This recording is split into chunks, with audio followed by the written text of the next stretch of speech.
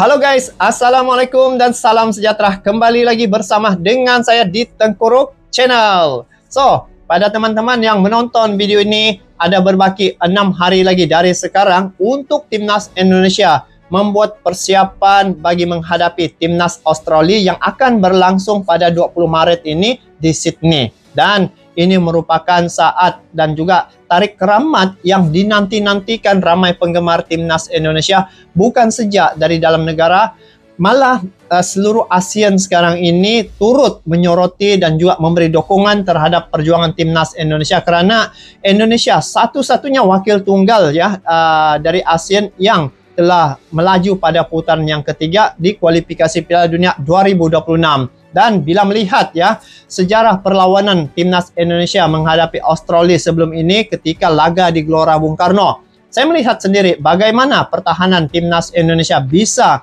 melakukan pertahanan cukup solid. Lagi-lagi dengan benteng terakhir yaitu Martin Paes dapat menyelamatkan beberapa tendangan-tendangan kencang, tembakan-tembakan kencang yang telah dilakukan oleh Timnas Australia bisa diselamatkan. Dan kabar baik untuk Timnas Indonesia apabila ada 3 orang lagi pemain baru gabung dengan Timnas Indonesia, dan mereka ini adalah pemain yang berkelas dan bakal akan memperkuatkan Timnas Indonesia, dan mereka sudah sah menjadi warga negara Indonesia.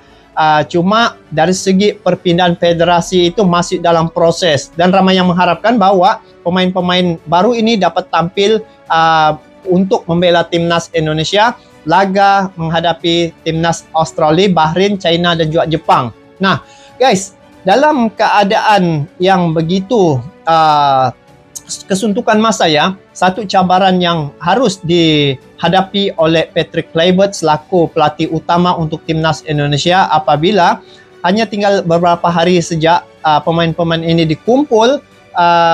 Dia dalam tempo yang singkat ini bagaimana dia menjadikan tim ini serasi karena di kalangan pemain-pemain ini ada yang baru bertemu ataupun baru gabung dengan Timnas Indonesia. Jadi dari segi chemistry sesama mereka itu belum lagi terwujud, tetapi mungkin dari segi kepakaran Patrick Kluivert pengalamannya tidak mustahil perkara ini bisa diatasi oleh beliau. Dan kalau dilihat dari segi pemain-pemain Timnas Indonesia sekarang ini sudah ada 2 pemain dari liga tertinggi Italia, kasta tertinggi Italia, yaitu Serie A, Jay Eges, dan juga kiper terbaru untuk Timnas Indonesia. Sungguh pun Martin Paes sudah cukup solid, tetapi ini adalah untuk pelapis sekiranya berlaku perkara-perkara yang tidak diingini ketika Indonesia menghadapi 4 lagi sisa laga nih. Nah, apa yang dapat saya perhatikan sebagai penikmat sepak bola dari Malaysia?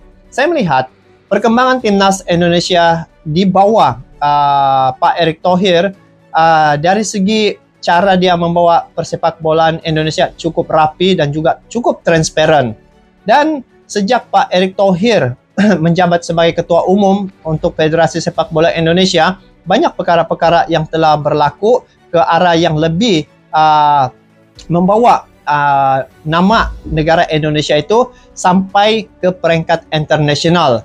Ketika Indonesia, Pak Erick Thohir menjabat sebagai ketua umum, pada awal mulanya kita imbas balik suatu ketika dulu, pada awal mulanya Pak Erick Thohir menjabat sebagai ketua umum, perkara pertama yang dia lakukan adalah menghapus ataupun membersihkan korupsi-korupsi ataupun perkara-perkara yang boleh mendatangkan kerugian terhadap Timnas Indonesia ataupun Federasi Sepak Bola Indonesia. Setelah itu, satu kejutan telah berlaku Pak Erick Thohir melakukan kejutan bukan saja dalam negara Indonesia, malah publik se-ASEAN dan juga dunia turut kaget apabila Pak Erick Thohir dikatakan akan mengundang Timnas Argentina, yaitu ranking nomor 1 peringkat FIFA ketika itu yaitu Argentina, dia undang ke Indonesia. Pada masa itu ramai yang tidak percaya perkara ini boleh terjadi, tetapi apa yang telah berlaku, keadaan ataupun perkara itu benar-benar terjadi.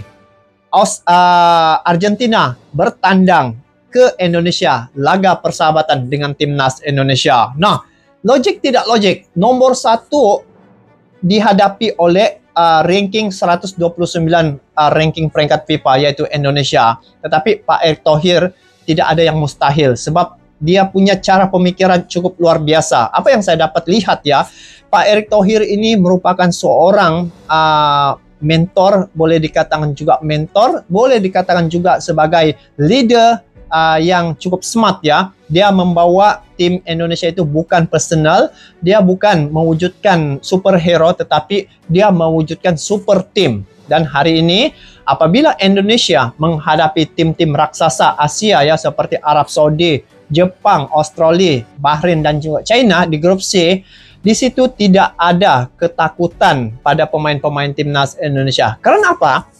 Awal mulanya dia menjabat sebagai ketua umum, yang diundangnya itu ada tim nomor 1 ranking peringkat FIFA yaitu Argentina. Nah, jadi dari segi psikologi, pemain-pemain timnas Indonesia ya keseluruhannya sudah dilatih mental mereka, diasah mental mereka menghadapi tim nomor 1.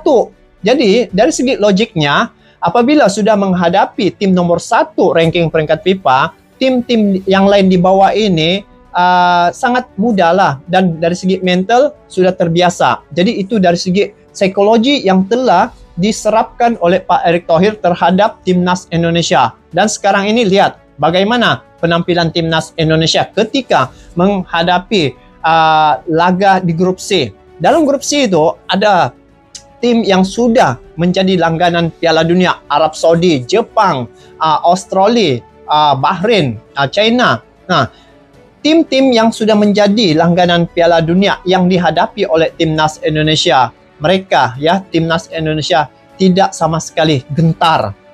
Saya melihat bagaimana Sandy Walsh menghadapi pemain yang dari Arab Saudi ini yang selalu membuat porak-poranda ataupun membuat ulah, sehingga Sandy Walsh menolaknya. Dari segi psikologi di situ, mental para pemain timnas Indonesia sudah lapis baja.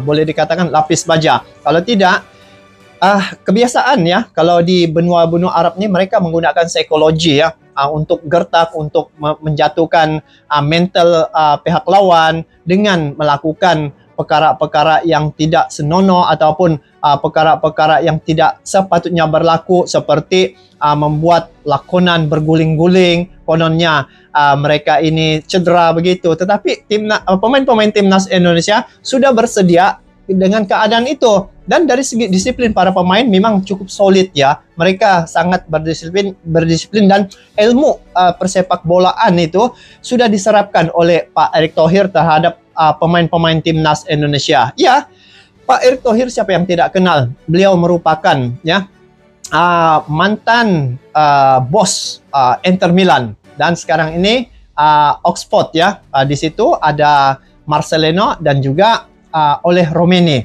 Jadi ini yang menariknya di sini guys. Pada awalnya bila oleh Romeni gabung dengan timnas Indonesia, itu yang ramai juga orang kaget. Bagaimana Pak Erick Thohir punya power itu, magnet Pak Erick Thohir itu bisa membawa oleh Romeni gabung dengan timnas Indonesia. Nah, sekarang ini bila melihat ya, dari segi Federasi Sepak Bola Indonesia, mereka ada tim untuk mencari ya pemain-pemain keturunan ini untuk dibawa masuk ataupun gabung dengan timnas Indonesia, karena ini adalah kesempatan dan juga peluang Indonesia untuk menggarap ataupun untuk mengambil pengalaman-pengalaman mereka untuk diserapkan kepada generasi yang akan datang ini. Dan bila melihat apa yang telah dilakukan oleh Pak Erick Thohir, dia juga turut mencetus idea dan juga mencetus idea dan juga motivasi kepada tim-tim lain yang ada di Asia Tenggara ini. Maka sekarang ini bila saya melihat ya, bukan sejak Malaysia, Thailand dan juga negara-negara lain juga turut mengikuti program yang dilakukan oleh Pak Erick Thohir, antaranya adalah proses naturalisasi. Jadi itu yang berlaku pada timnas Indonesia yang menarik untuk kita nikmati. Terutamanya saya sebagai penikmat sepak bola dari Malaysia sangat menikmati momentum yang telah berlaku pada timnas Indonesia. Nah, untuk menghadapi Australia ini, saya rasa dari segi pertahanan timnas Indonesia sebelum ini saya sudah lihat dan ini ada penambahan lagi 4 orang ya. 3 orang yang baru kemarin tuh dinaturalisasi, dan termasuk oleh Romeni, Eliano Mishilges. Ini merupakan pemain-pemain yang berkelas ya. Mishilges adalah pemain yang sangat tinggi dia punya nilai. Ada dalam timnas Indonesia, dan sekarang ini sudah 2 orang kasta tertinggi, yaitu Jaeges dan juga kiper terbaru ini, penjaga gawang untuk timnas Indonesia yang akan berganding dengan Martin Paes sekiranya ada berlaku apa-apa perkara yang tidak diingini. Nah, untuk menghadapi Bahrain, nah ini juga menarik. Sebelum ini Indonesia sudah menghadapi timnas Bahrain di kandang lawan. Jadi di kandang lawan ketika itu sepatutnya Indonesia menang. Tetapi ya karena atas campur tangan wasit di situ, Indonesia akhirnya imbang menghadapi timnas Bahrain. Tetapi ya lihat saja bagaimana pembalasan yang dilakukan nanti ketika mereka bertandang ke Indonesia. Pembalasan bukan dari segi kekasaran di peringkat fans, tetapi dari segi perlawanan itu. Dari segi pendukung timnas Indonesia sudah pasti akan memberi dukungan 200% terhadap timnas Indonesia. Dan untuk pendukung Bahrain mungkin mereka kena mental tuh dengan cara fans Indonesia ini, bagaimana psikologi yang mereka lakukan. Sebab Indonesia ini kalau menceritakan tentang sepak bola, mereka bersatu tahu.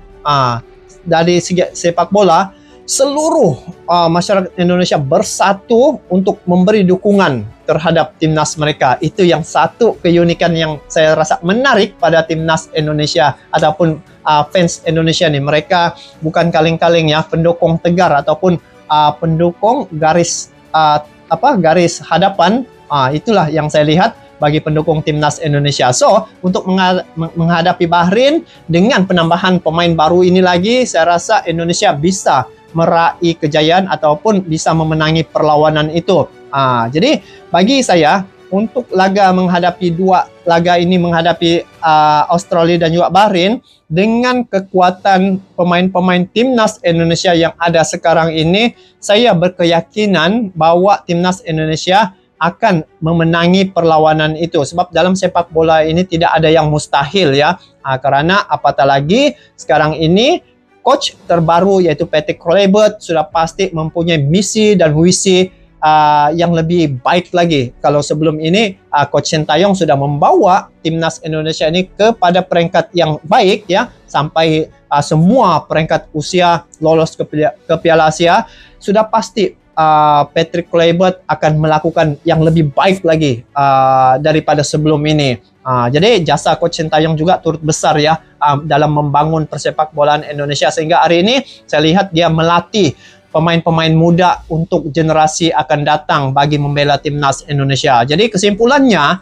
dari segi pemain-pemain timnas Indonesia yang setakat hari ini yang saya tahu, sudah ada 30 orang yang telah dipanggil oleh Patrick Kluivert ya. Semua pemain-pemain, ada yang pemain lama dipanggil balik ya, termasuk kalau tidak silap Ramadan Sananta pun dipanggil, dan beberapa orang lagi yang saya lupa namanya, tapi saya kenal wajahnya, dipanggil untuk membela timnas Indonesia untuk laga kualifikasi Piala Dunia di grup C ini. Jadi apa yang dapat kita lakukan untuk perjuangan timnas Indonesia? Kita dukung, kita support ya, dari media sosial, dari segi doa ya. Lagi-lagi bulan puasa ini, semoga doa kita termakbul agar Indonesia dapat kejayaan, dapat memperolehi poin ya, menghadapi yang jelasnya 3 laga nih. Indonesia menghadapi Australia, Bahrain, China. Kalau Jepang itu ya, kita tahu Jepang ini kuat, tetapi kita tidak tahu lagi bagaimana ketika bergabungnya 3 orang pemain yang baru ini, termasuk oleh Romeni 4 orang, Mishilges, Eliano, sudah pasti ya tidak mustahil untuk menghadapi Jepang. Bisa saja perkara itu boleh berlaku, tapi ya Jepang memang handal lah kan. Jadi apapun kita pikir logik saja bahwa 3 tim, kalau bagi pandangan saya, 3 tim ini bisa Indonesia meraih kejayaan ataupun kemenangan menghadapi mereka. Jadi apapun itu saja guys untuk kali ini kepada teman-teman, walau di mana juga kalian berada, dalam bulan Maret ini pasti akan tercipta sejarah untuk timnas Indonesia. Dan saya juga berasa bangga ada wakil tunggal dari ASEAN ya yang melaju pada putaran yang ketiga, dan semoga Indonesia sampai ke Piala Dunia. Bukan saja sampai, tetapi semoga Indonesia menjadi juara. Tidak ada mustahil kan dalam sepak bola ini. Jadi itulah harapan kita sebagai penikmat sepak bola ya. Saya dari Malaysia dan terus mendoakan agar perjuangan timnas Indonesia terus sukses dan juga terus berolehi kejayaan. Semoga dapat memberi motivasi juga kepada tim-tim yang lain yang ada di sekitar Asia Tenggara ini. Jadi guys, itu saja untuk kali ini. Selamat berpuasa kepada teman-teman yang beragama Islam, dan kepada teman-teman semua yang menonton video ini didoakan semoga kalian semua dalam keadaan yang sehat dan juga terus sukses dalam apa juga bidang yang teman-teman ceburi. Jadi kita bertemu lagi di video akan datang. Sampai jumpa lagi. Assalamualaikum warahmatullahi wabarakatuh.